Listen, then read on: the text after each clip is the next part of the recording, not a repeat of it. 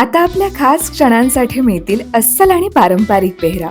महिलांना साजेसा indo western premium clothing brand रादवी,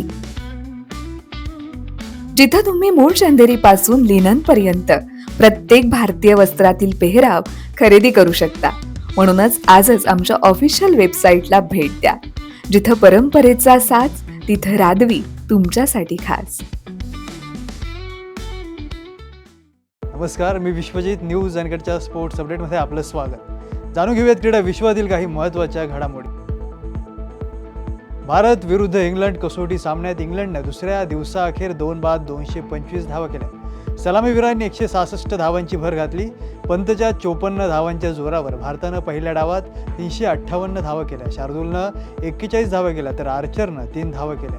गुरुवारी ओल्ड ट्रॅफर्डवर ऋषभ पंतनं नाबाद 54 धावा केल्या तर इंग्लंडचा कर्णधार बेन स्टोक्सनं 8 वर्षांत पहिल्यांदाच 5 बळी घेतले.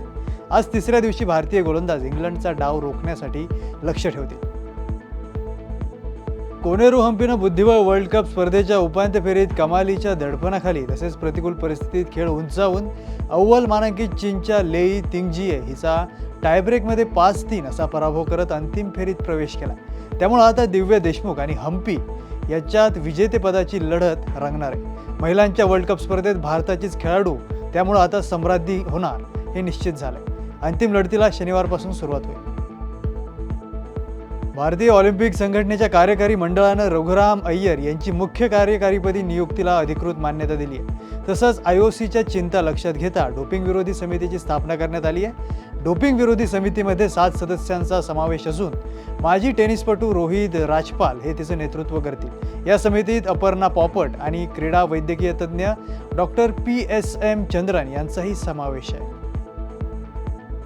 पुण्याच्या श्रेयशी जोशी हिनं इतिहास घडवलाय. तिनं कोरियामध्ये सुरू असलेल्या आशियाई रोलर स्केटिंग स्पर्धेत इनलाईन फ्रीस्टाईल बॅटल स्लालोम प्रकारात सुवर्णपदक मिळवलं. त्यामुळे तिच्या या यशाचं कौतुक होत आहे. तिनं स्केटिंगमध्ये भारताचा तिरंगा फडकवल्यानं तिचं देशभरातून कौतुक होत आहे. या स्पर्धेतील तिचं हे दुसरं सुवर्णपदक आहे, तर ती या स्पर्धेत सुवर्णपदक जिंकणारी पहिलीच भारतीय ठरली.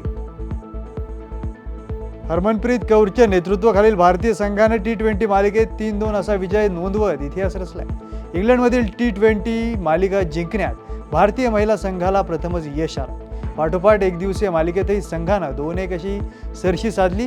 महिला संघाची एकदिवसीय मालिका यावर्षी 30 सप्टेंबरपासून सुरू होणार असून भारत आणि श्रीलंका स्पर्धेचं सहयजमानपद भूषवणार आहे.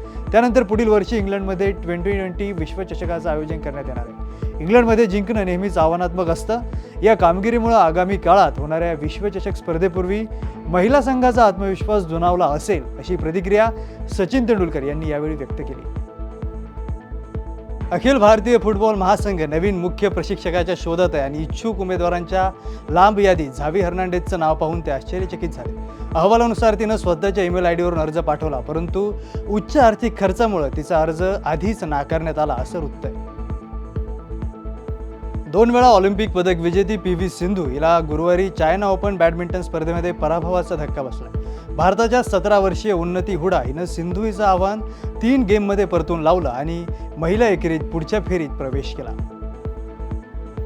सुधांशू बॅडमिंटन अकादमी आयोजित PYC पिनॅकल फाउंडेशन SBI करंडक राज्यस्तरीय 15 व 17 वर्षांखालील गटाच्या बॅडमिंटन अजिंक्यपद स्पर्धेत शरयू रांजने, रिया चोपडा, शर्वरी सुरवसे, स्वरा कुलकर्णीनं आपापल्या गटांत प्रतिस्पर्ध्यांना हरवून आगेकूच कायम राखली आहे. या बातमीसह स्पोर्ट्स अपडेटमध्ये इथेच थांबूयात. पाहत रहा न्यूज अनकट.